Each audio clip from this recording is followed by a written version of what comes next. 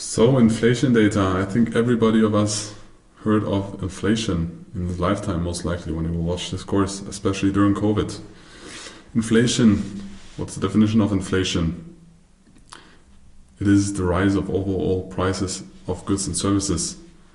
The counterpart to that is deflation, so the decline of prices, but this rarely happens. This happens in some areas of the economy, but in most areas there's inflation because economists agree that inflation is better for the economy, because when there's inflation, people that are in debt, that the value of that debt is shrinking. Most governments have debt, so it is good for them if the value of that debt is shrinking, so that they need less purchasing power in the future to pay back that debt. But inflation does not mean that everything is getting more expensive. It can also mean that the things you get for your money decline. For example, you have less chewing gums in one box of chewing gums, but the price stays the same. This is also inflation. Deflation rarely happens, and most economies in the world, except hardcore Bitcoiners, but I would not describe them as economists, agree that inflation is good, and they try to have inflation between 2 and 4% for several reasons. This is not a fundamental course, but this is the way it works in most of the economies worldwide, either east or west or north or south. The way it is in some economies, of course, the inflation is getting out of control. This is very unhealthy for economy, but most economies run very good with an average inflation of 2 to 4%. Also very difficult to measure. We will dive into that in this chapter a little bit, because there are many types of inflation data that you can calculate, and most of the time, or in most economies, they are published every month. There are different ways to measure it. First, there's the CPI. I think it's one of the most famous ones. It's the Consumer Price Index. There is a basket of products. Can be also part product, for example, 10% of a MacBook or another product. But it's a basket of product, and every month you measure how much money do I need to pay to buy this product at this month or at this time. Very easy. Sometimes this basket is adapted, but it is very rarely adapted because it would influence the measurement if you change the products in the basket. Sometimes it happens, but it happens rarely. There is the Producer Price Index, which is companies that produce or attracts the prices for producers that produce products or services in an economy, which most of the times when they get more expensive, so when it gets more expensive to produce, either because labor is rising or resources are rising, then in the following process the companies or producers will forward this increase in price of production to the consumers. So it is kind of a leading indicator for consumer prices, or the CPI. And the third option there is the PCE, so it's the personal consumption expenditures.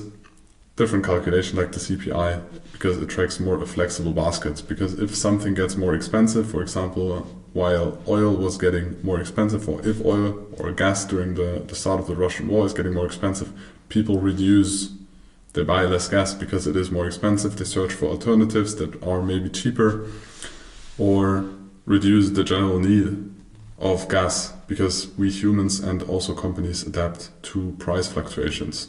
So different calculation like the CPI, but there's also the PCE. The basket is more adapted, so it tracks more what consumers are really spending or buying, or how their habits are. This, for example, is the Consumer Price Index. As you can see, it's a constant growth because we always have inflation, or the goal of central banks and politics is to have inflation, so most things get more expensive over the time. You can see in this chart.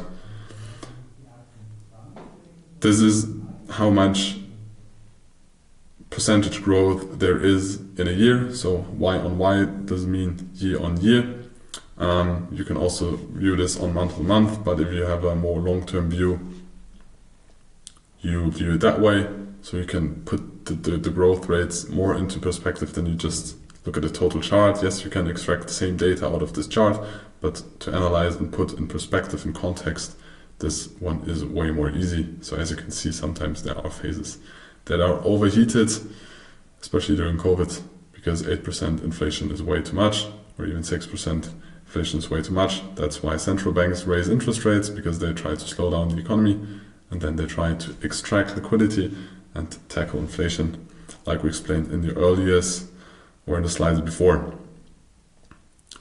There is also a core CPI, so small difference. This one is the normal CPI. There's also a core CPI you should know about. The core CPI is excluding food and energy out of the calculation or out of the baskets, because food and energy are one of the most volatile, or are more volatile in that basket or in that calculation. So we have a more stable, more reliable information than in the normal CPI, because energy, there's just more volatility, and more volatility often makes it more difficult to make decisions based on that data. So it's excluded in the core CPI, also very relevant information. Furthermore, here's an example of the PCE year-on-year growth, kind of the same, but differentiates a little bit over the CPI. One exercise I can give you: take the CPI and take the PCE and display them in one chart, and maybe you will find some interesting behavior there.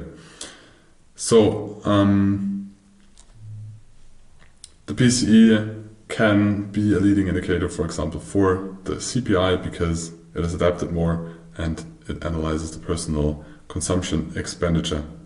So CPI tends to show higher inflation, but you as an individual don't really have that high inflation, because you just have this inflation if you behave the exact same way, you buy the same products, but if prices rise, as I said, you're gonna adapt your behavior.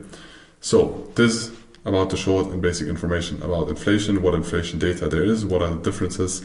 Now let us continue with employment data.